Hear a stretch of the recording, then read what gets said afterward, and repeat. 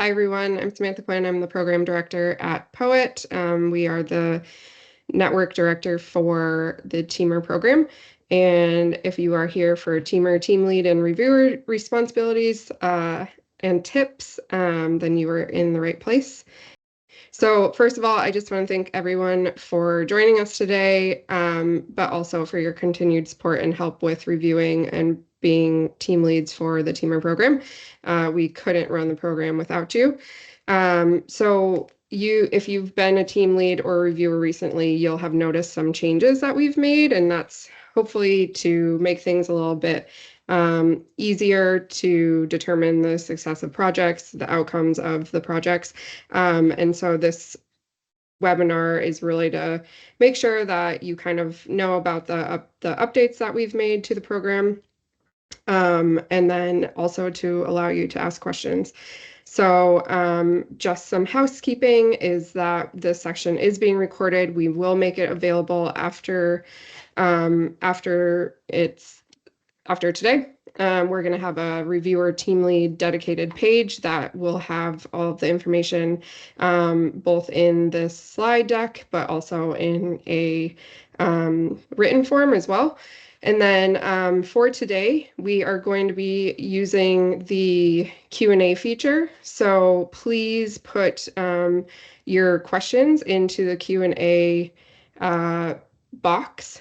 And you can do that anytime throughout, and then we will answer them at the end of the presentation. You can select anonymous if you don't want the question to be linked to you. You can also upvote other attendees' questions.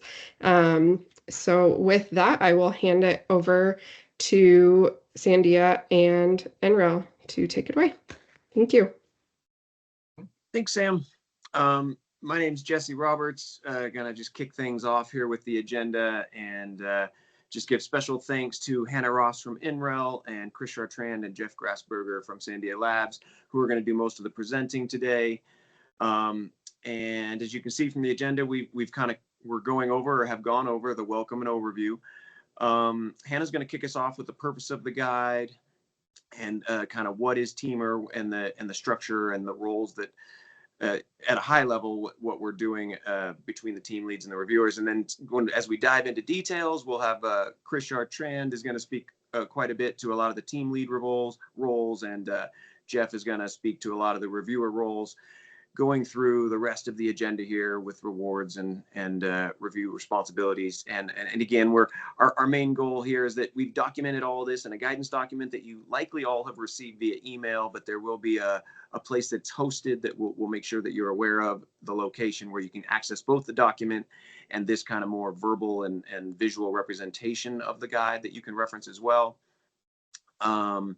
But yeah, going to go over all the different aspects from the review through how it's presented to the technical board meetings, what's done after the work is done, the post-action reporting, and then we got a wrap-up slide with all our resources and contacts. So we look forward to hearing any questions you might have and hope you find this all useful, and I'll kick it over to Hannah. Thanks, Jesse. Hey, everyone. I'm Hannah Ross from NREL.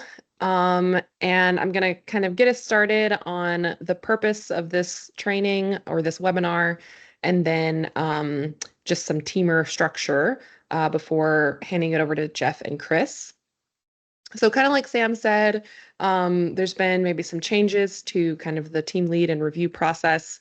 And the purpose of this training and the document that we put together is to provide kind of a one central location for all the information for TEAMER, team leads, and reviewers that we can also constantly update. So you can access kind of live versions of these documents on that page that Jesse was talking about, which we'll share information with that location with you all a bit later.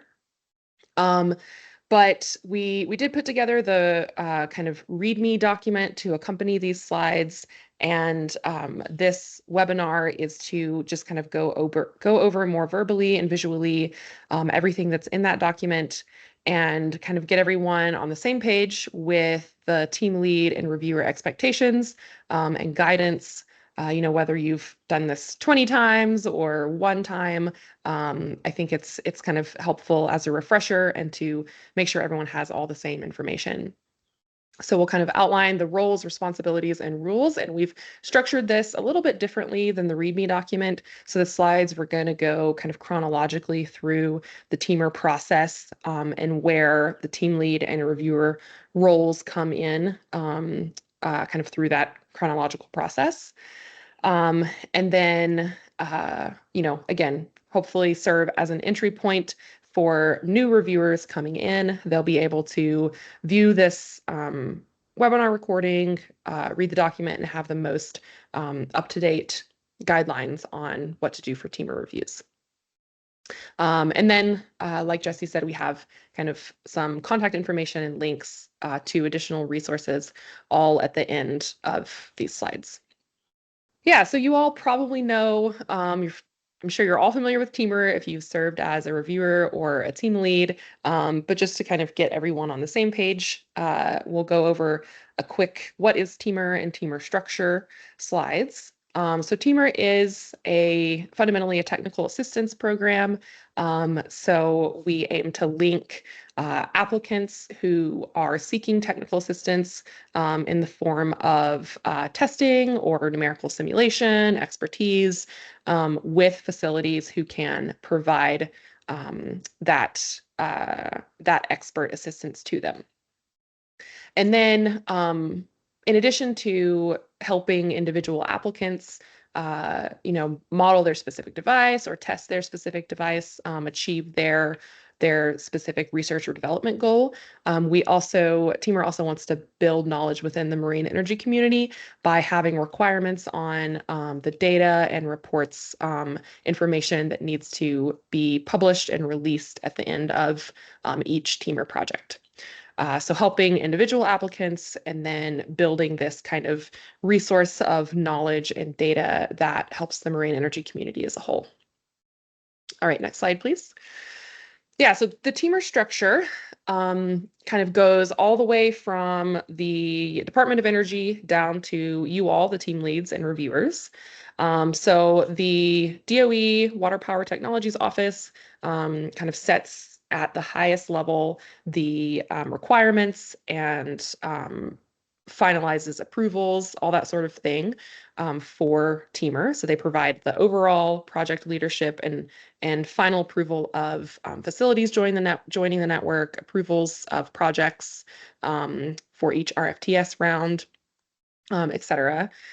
And then POET, so you all heard from Sam, the program director, and then Devin is on the call as well, is the project manager. So they both work for the Pacific Ocean Energy Trust, which serves as the network director for TEAMER. And so they coordinate kind of day-to-day operations, manage the process for the RFTS proposals and reviews and awards, and then they recommend which applications go to DOE for final approval. And then kind of breaking down to the third level is the TEAMER Technical Board. This is a group of representatives from national labs, universities that advise on the strategic vision of TEAMER. So kind of give recommendations on the processes and how we want to handle different rules and processes for TEAMER applications. And then ultimately recommends applications for POET to then send to DOE. So it's kind of like this tiered, again, approach of applications coming from the TEAMER Technical Board to get recommended by POET to get approved by DOE. And then that leads us to kind of the finest level, which is you all, the team leads and reviewers. And your responsibility is to actually dig into TEAMER RFTS applications, review the content, and then provide feedback to the team lead, who then aggregates all of that and provides applications or recommendations to the technical board. So it's kind of this layered approach, starting with you all, with the reviewers, up to the team leads, technical board, POET, and then DOE for approval. So that's kind of the structure of TEAMER, especially as it applies to application reviews and approvals. All right, next slide, Erin. Okay, so we're going to kind of go through, like I mentioned, go through the RFTS process chronologically, specifically as it applies to the review process. But this slide just gives a visual of kind of the whole application process if you were looking at it from the applicant perspective. So the application really should be a kind of a back and forth between the applicant and the facility. So you want to start consulting with the applicant well in advance of the RFTS deadline and start discussing the ideas for the project and the application and the scope and kind of how you want to fit that into the TEAMER program. And then working on the application, maybe around 30 days before the RFTS deadline. And the applicant and the partner facility can collaborate online to complete the application within submittable. And then the application review period is noted here with a star between numbers 2 and 3. That's really where we're going to be focusing on most of the processes for this training. But after the review period is completed and applicants are selected to move forward, they have some time to plan at a bit more of a detailed level than what was done for the application, and come up with a test plan, which then goes back for team lead approval. And we'll cover that as well. So that's kind of between the 3 and 4 here. And then after the test plan is approved, the facility conducts the testing, and technical support is to be completed within a 9-month access period from test plan approval. Then the post-access report and other kind of post-access activities are completed. And then the team lead again will review and approve or ask for iterations on the post-access report. So again, most of the team lead and responsibilities, team lead and reviewer responsibilities are here between 2 and 3, but there are some other team lead roles that are kind of sprinkled in between this process that we'll cover as well. All right, so the award process, just kind of a slightly different view of the kind of overall TEAMER application process that we walked through. Again, the application, including kind of the big primary content of the technology summary and technical support approach. The review period, where the reviewers and team leads evaluate the applications. And then the technical board and review, the review meetings. So meetings where the team leads present to the technical board on the applications that they reviewed. The technical board votes on which applications be recommended to POET. And then that process kind of goes all the way up to DOE. After final approval is completed, the test plan is submitted, goes through an iteration with the team lead, the access period where the testing is carried out, and then the post-access period where the report and other post-access activities are completed, again with iteration with the team lead. So that's kind of the process as a whole, kind of high level, what the process looks like and where the team lead and review responsibilities fit in. And we're going to kind of dig into those now and kind of talk about what's the responsibility of the reviewers and the team leads. And I'm going to turn this over to, I think, Chris to take it over from here. Yeah, thank you, Hannah. That was a good overview of the process. And so now we're going to kind of dig into the details of the review period. And the review period is primarily run by, the review team, which is made up of reviewers and team leads. And so the reviewers are the independent experts who review and evaluate the applications. And then they submit their feedback and recommendations to the team lead. The team lead is kind of the coach of the team. He identifies the reviewers, manages the reviews, and provides feedback on the application to the tech board, and then we'll evaluate the test plan and post-access report if the application gets to that stage. As a note, all reviewers here, including the team leads, are required to sign a non-disclosure agreement. And this kind of gives the applicants some confidence that any proprietary or sensitive information that they put in their application won't be shared outside of the review process. The honorarium. I guess it's important to note that TEAMER doesn't expect you to do these reviews for free. So if you're a lab employee, you've got your own charge code, but for those of you who aren't, you're eligible for $300 per application as a team lead, and that's for running your team and managing the reviews.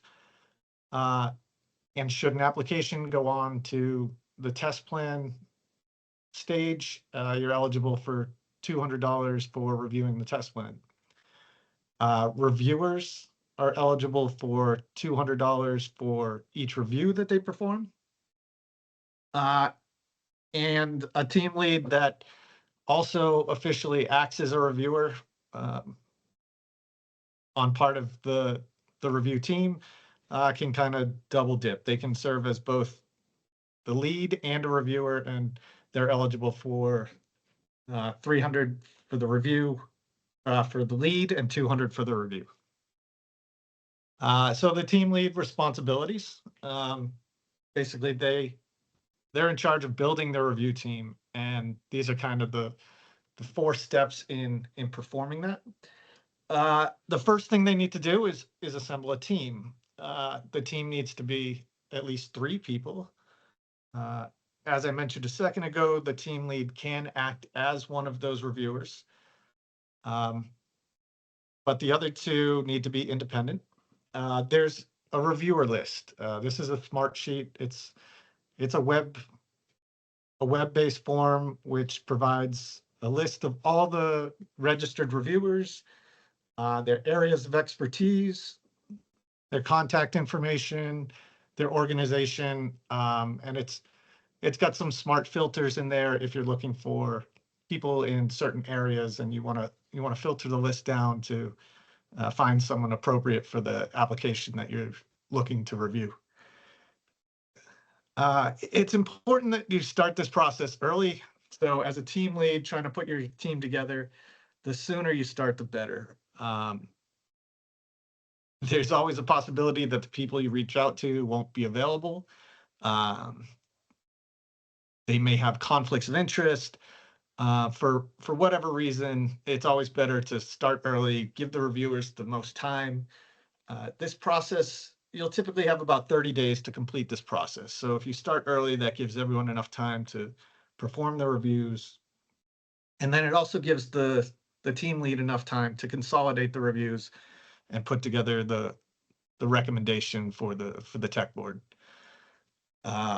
So after you've contacted and reached out to everybody and confirmed their availability, you send the list of reviewers to the team or project manager, and they'll assign the reviews to the reviewers through the submittable website.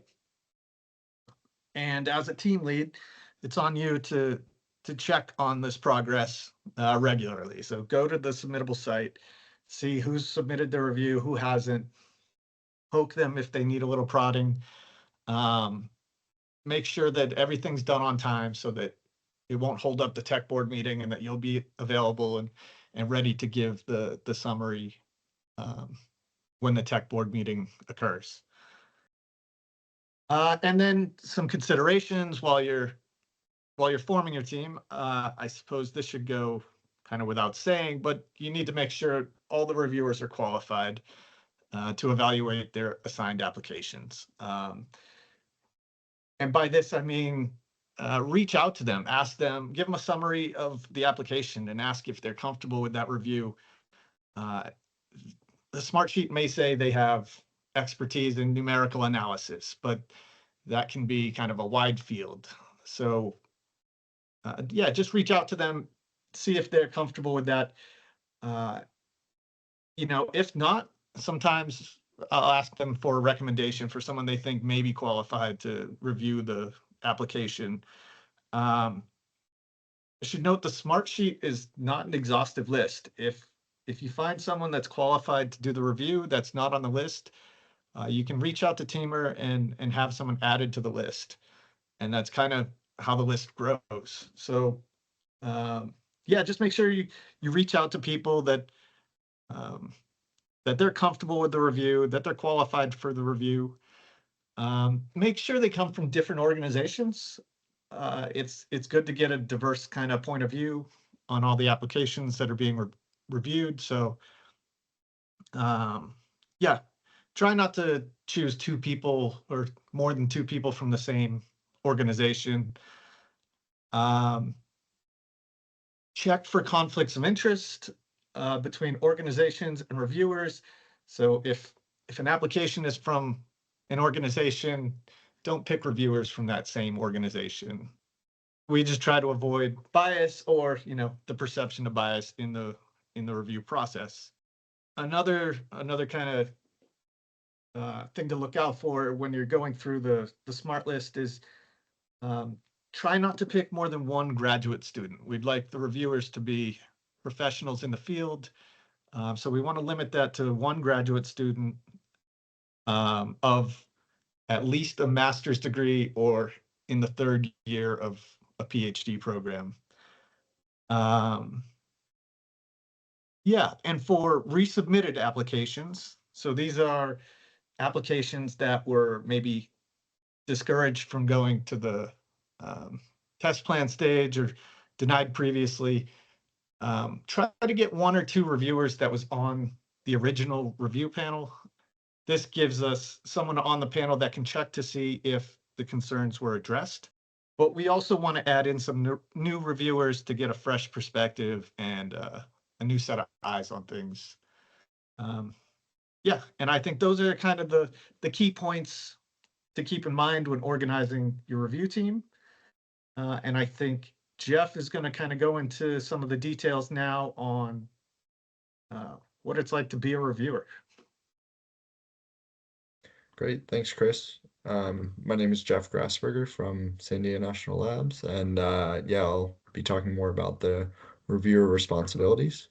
So first, as Chris mentioned, it's important that as a reviewer, your expertise is aligned with the project, and you will be asked to self-rate your alignment with the project topic from very well aligned to very unaligned. And again, we ask that you're at least somewhat aligned with the project topic and communicate your expertise to the team lead as well.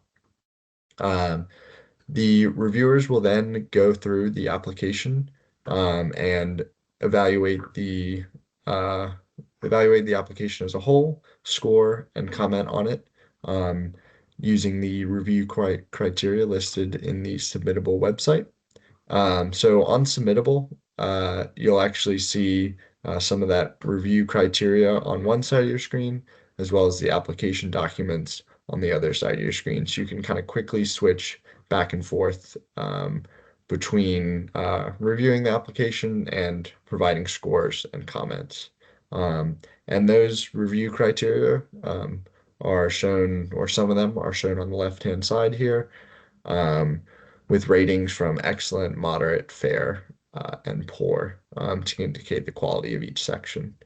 And it's really important that you include comments and rationale in order to provide context and support for your numerical ratings so that the team lead can better understand why you gave certain scores and the quality of each section. The reviews can vary fairly significantly in time, but we expect in general it should take approximately 1 to 4 hours for one application review. Definitely, as a reviewer, don't hesitate to request more information about an application before deciding whether to accept, to make sure you have a good alignment and are have a good understanding of it from the team lead. As a reviewer, there are also a few key kind of do's and don'ts. So first, do use your own knowledge to assess the technical validity. You shouldn't be relying on different reputations of the facility or the applicant or anything. You should clearly review what's in the application, as well as using your own knowledge for that assessment.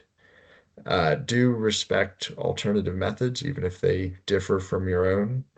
So there can be multiple ways of achieving the same goals and objectives. So as long as the method that is being proposed is applicable and can achieve the goals, then it's acceptable by TEAMER. Do focus on the value of the activity to the applicant and the community. TEAMER is meant to bring value to the marine energy industry, and we want to make sure each application or each project proposed is bringing value to both the applicant or to the applicant as well as the community. Due for resubmissions, please check previous submission feedback is addressed, and that should be communicated by the team lead. So you should receive that feedback from the team lead, and if not, definitely reach out to the team lead to make sure you're assessing that feedback. In terms of don'ts, we don't want to rely on a facility's reputation on its own. We want to make sure that regardless of the facility, the application documents and the application approach is acceptable and is able to achieve the objectives that are being proposed. Don't dismiss a method or software because it isn't what you would choose. Again, there can be multiple ways to achieve the same goals. So want to make sure that obviously the method is able to achieve those goals, but it doesn't have to be exactly how you would propose. Don't evaluate the validity or novelty of the proposed technology. We don't want to limit it in that way. We're here to evaluate the application itself and the approach used and whether it's a good next step, but we're not actually evaluating the technology in these applications. And then the last thing is you won't see or evaluate the budget during this review stage. Instead, it will be evaluated at the test plan stage. After all the reviews are completed by the reviewers, the team lead will then have some responsibilities to kind of prepare for the technical board meeting. First, the team lead, whether they are one of those 3 reviewers or not, they should still review all applications thoroughly and get kind of a full comprehensive understanding for each application so that they can represent it well to the technical board. Then they should also review all the scores, all the comments and rationale provided by their reviewers. In order to resolve any conflicting comments, they may need to clarify these with some of the reviewers. And if they're not a subject matter expert, it's also recommended to consult with the subject matter expert before the board meeting. Ideally, this should be one of your reviewers that is already familiar with the application as well. And lastly, the team lead should be summarizing the reviewer evaluations based on the review criteria and those reviews that have been completed, preparing a summary of strengths, weaknesses, and key concerns, and ultimately determining a recommendation for whether to accept or reject the application. So the team lead should use the slide template, which I'll go through on the next few slides, but they should be preparing these overview slides before the meeting and filling out each section based on the reviewer evaluations. Graphics from the application should be incorporated to help kind of convey the concept and help the technical board understand what's being proposed and what the technology is. Each reviewer's recommendation and score should be included, and your recommendation should also be included as to whether the application should proceed to the test plan or should be recommended for resubmission in the next RFTS round. It's also important, as I said previously, that the team lead thoroughly understand each application to represent it accurately to the technical board. And the last thing we recommend before the technical board meeting is to draft the review summary document. Poet will provide a template for this. It's actually to be fully completed after the technical board meeting, but kind of drafting this document helps prepare for that meeting as well. This slide is the first of two for the review template slides. And on the top, we have some kind of general information regarding the application. So applicant name, the project title, and then in that table on the left, we have the score and alignment for each reviewer. And then this first slide in general is meant to just give more information about the proposed project and the technology and actually proposed approach. And so this should include the project summary, the technology summary, motivation of why this application is being submitted, and the approach that the applicant and facility are proposing, as well as any images that help convey these concepts. So the second slide of the template is intended to provide more information on the actual review and evaluations and the recommendation to the technical board. First, we have the summary of review comments. They should include any strengths and weaknesses and any key concerns that the reviewers identified. If it's a resubmission, any improvements from the prior application should be included. Then for the recommendation, in parentheses, we have 3 different recommendations. Those are from each of the reviewers. And then in bold, the team lead should provide their own recommendation. And lastly, the team lead's comments should also be included, and these are to justify their own recommendation and why they believe it should either be proceeding to the test plan or recommended for resubmission.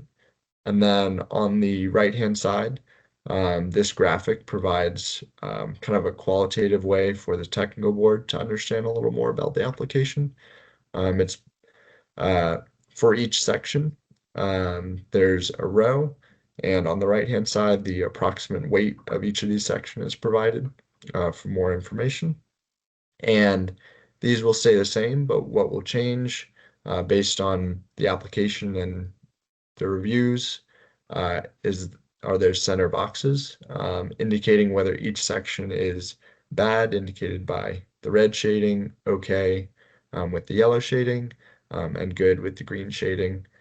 And basically this, like I said, it's qualitative. It's by no means a perfect summary, and that's why we have all of the comments included as well. But it should provide a quick way for the technical board to identify which sections may be sufficient and may warrant not too much discussion versus which sections may need additional work, have weaknesses, and may warrant additional discussion and consideration. And I think I'll turn it back to Chris for the rest of the presentation. Thanks. All right, thanks, Jeff. So kind of back to the team lead responsibilities. So after organizing all of the reviewers and collecting all of the reviews, the team lead has to consolidate those all into the overview slide and present this to the technical board. You're responsible for describing the support requested, a summary of all of the reviewer comments and their recommendations. And it's very important that this is an accurate portrayal and that you're very familiar with each application. In fact, even if you don't act as an official reviewer, the team lead should have performed their own review. They should be familiar with all the documents that were submitted and the details of the application, because this summary plays a large part in the technical board's decision and the recommendation on which the application should move forward to the test plan or not. It's quite possible that this is the first exposure to the application for some of the tech board members. So make sure it's clear and comprehensive, and that they have all the information they need to make an informed decision. There'll be a Q&A. Be sure that you're ready to field some questions. So again, it's important that you're very familiar with the application and that you're prepared to provide any additional information that technical board members may have about the application. Team leads should only be presenting on the applications that they manage. And this might be the hardest part, but when you're not presenting, you're not supposed to be talking about the other applications. So the review process at this point is in the hands of the technical board. So let them make their decision, and just don't talk about any applications that you weren't a part of. So after the technical board meeting, you'll get a summary of the technical board comments. So compile that summary with all of the reviews from the reviewers and finalize your review summary. If you remember, Jeff just mentioned that while you were consolidating your reviews, you should have started your draft of the review summary.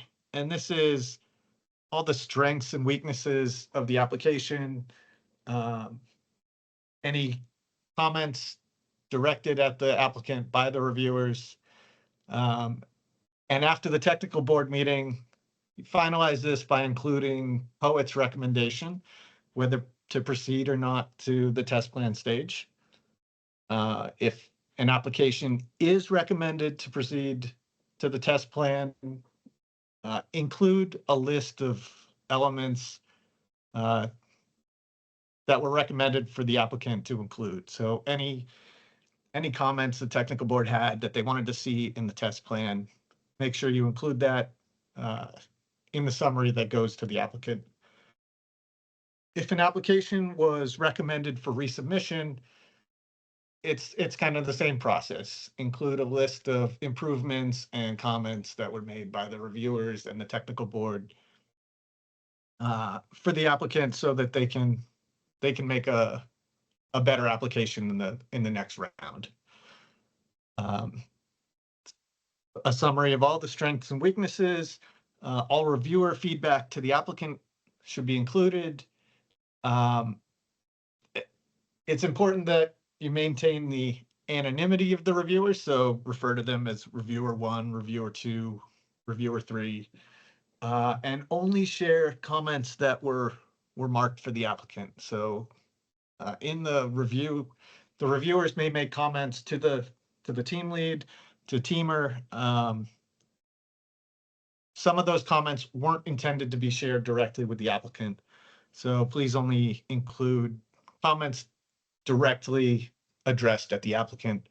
The other comments can be summarized and paraphrased in your bottom line and strengths and weaknesses, but no direct quotes back to the applicant. The test plan review. So after the technical board meeting, you'll pass the comments back to the applicant, and they'll put together a test plan.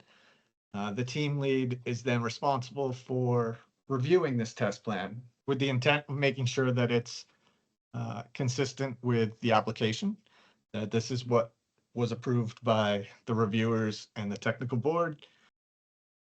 Make sure that it clearly details the work to be done, the time frame, that all comments that were put into the review summary were addressed, that the budget's reasonable, and there are some items to look for when reviewing the budget. Specifically, travel shouldn't be in there. There's another budget for TSR travel. Facility travel needs to be justified in the work scope. Conferences, publication preparation, those should not be included in the budget. There's another pot of money for things like that. Manufacturing and fabrication are outside of the scope of what TEAMER is funding.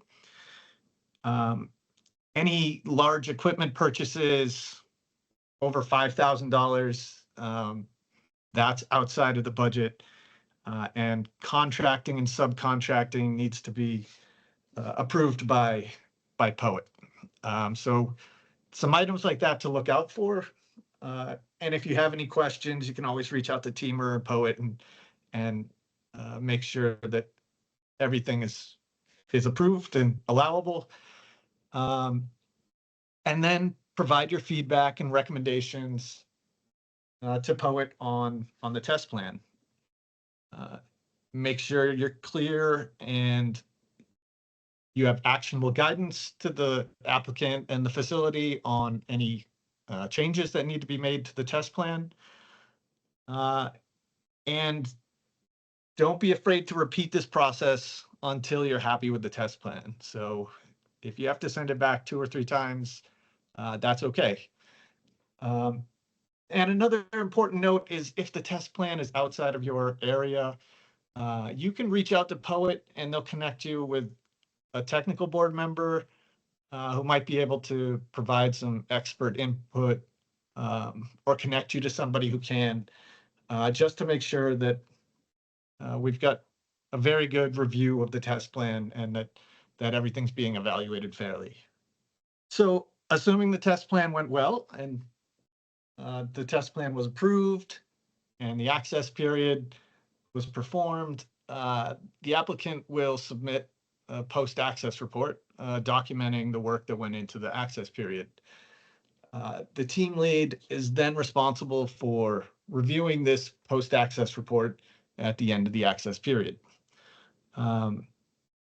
As a team lead, you're responsible to ensure the submitted report aligns with the approved test plan. Verify that any data that was produced during the access period is uploaded to the MHKDR, and that upload is reasonably complete. And then provide a rating of the level of success of the completed work back to POET, and either approve the post-access report or request some revisions for clarity or any content that you think might be missing from the post-access report. And then finally, notify POET of your satisfaction level with the report. And that finalizes the review process of the TEAMER award process. And I guess the final note is that after you complete your review, remove any files, any remnants you have of the review from your computer, just to make sure that there's no proprietary information lingering around. Yeah, we'd like to just clean up our directories after the review and after we're done with the project. And I think that's about it. This is kind of just a conclusion slide with some contact information. I don't know if Jesse wants to speak to this. Yeah, thanks, Chris, and thanks, Hannah and Jeff and Sam for kicking us off, and Aaron for running the show here. So just wrapping up, we've got the contact information for both Devin and Sam, who administer the TEAMER program, as described by Hannah. And we've got quick links to all of the different, these are both in the document and in this presentation, but links that will take you to the homepage, list of facilities, reviewers list, review criteria, you know, the idea that post-access, the facility and or the TSR or the technical support recipient needs to upload the agreed upon data to the MHKDR. Both the facility and the TSR, this is outside your purview, but just reminding you as part of the process that you should fill out the post-access survey. Very important to get feedback on the program. So that's that's something that I know that the team program and we all kind of end up growing from. So that's great. There's a frequently asked questions page where there's a lot of information in there. And there's other stuff as well. And obviously we will be getting you links to this information, both the reviewer guidance document, team lead and reviewer guidance document, as well as this recorded webinar and the slides themselves.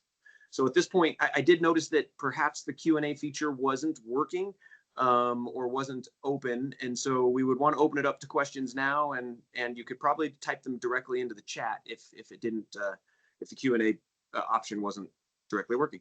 So thank you all. Thanks everybody, and look forward to your questions. Yeah, I see one question from Daniel about the validity of budgets.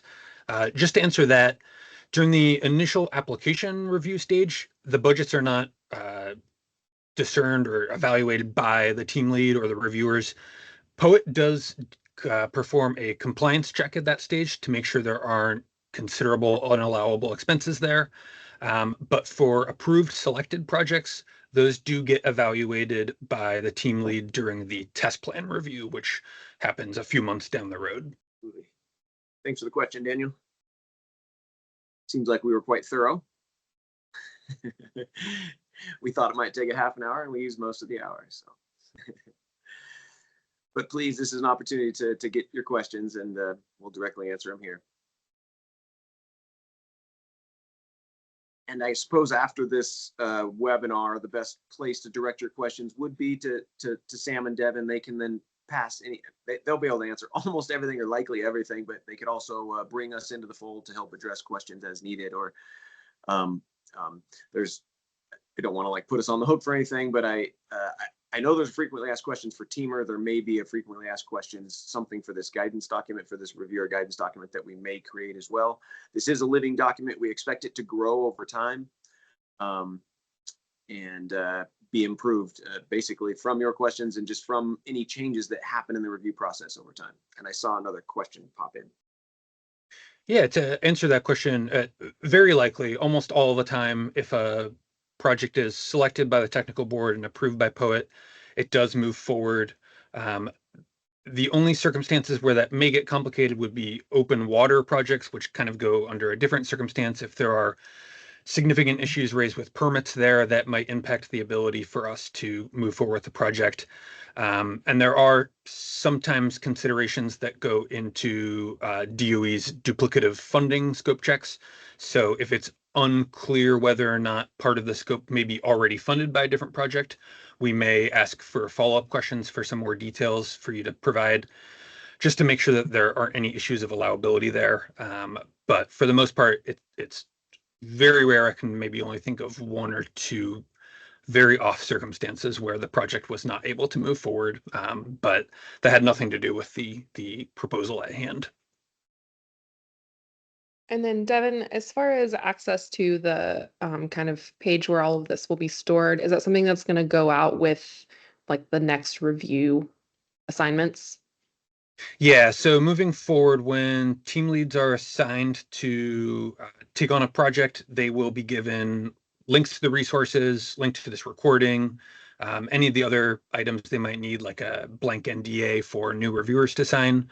And then the reviewers, when they get assigned on Submittable, they will also be included with a link to the resources, so that if they have questions about how they should be approaching as a reviewer, they can take the time to look at that themselves.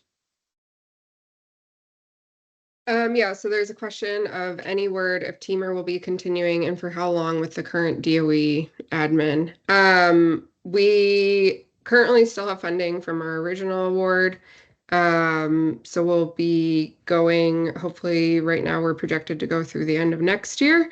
I have no insights on what continuing funding looks like beyond what we currently have due to the current state of the administration and DOE. So unfortunately, you all know as much as I do, but we do expect to go through the end of next year. To answer your question about review categories not being applicable for everyone, it's really just the budget that was originally part of the TEAMER application review.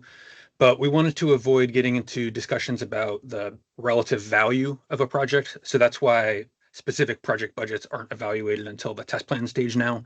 But apart from that, there are no real differences in specific components of the application that aren't evenly evaluated by everyone. And I'll just jump in there regarding permitting. So for non-open water projects, every single project, once we learn if they're being supported or not, goes through the NEPA process. But that isn't something that we have the reviewers go through, especially for the non-open water, because they're all going to be done either on desktops, labs, flumes, tank tunnels. And then for open water projects, the review or the permitting process kind of starts with an initial discussion with us, and we have environmental consultants on hand who do an initial consultation with that project that basically look to see if they think that there will be a high likelihood for adverse what's the word, adverse conditions, or I can't think of the right word right now. Anyway, we do that from the beginning before they even put in an application, because if it's likely that they're not going to get their NEPA approved, or that they're not going to get permits, then we don't want them to go through the process of putting an application through that won't be permitted. So yeah. Hopefully that answers the question, but we do work with them throughout the whole process with their permitting. And Jonathan, to answer your question, we don't have that as part of our overall guidelines at the moment, but I know that they're kind of an inconsistent level of how much attention back to the reviewers team leads have taken. I know we have some members who serve as team leads frequently who do follow up with the reviewers and let them know kind of how their review felt in alignment. I think that could be something that would be valuable for us to discuss incorporating into our team lead guidelines, to kind of give like just a follow-up for reviewers to kind of understand, with the caveat that we do get so many resubmissions that we maybe don't want to taint your opinion if you end up potentially reviewing again in the future. But apart from that, we don't really grade reviewers other than if someone self-reports that they are not as well aligned as other reviewers who maybe are very well aligned. That could come into play as we get into the more subjective evaluations during the full technical board discussions. Yeah, good question, Jonathan. That's an interesting thought process. Appreciate that. Yeah, I guess if there's no other lingering questions, if something comes to mind, feel free to reach out to Sam or myself in the contact information. You can also just write the main TEAMER email address too if you are looking for a general inquiry. Thanks everyone for attending. Hope you find all this information useful. Thanks very much. And thanks again, NREL and Sandia folks, for taking this on. We really appreciate your help. Absolutely. Yep. Thanks, everyone. Thanks, everyone. Thanks, everyone. Yep. Bye.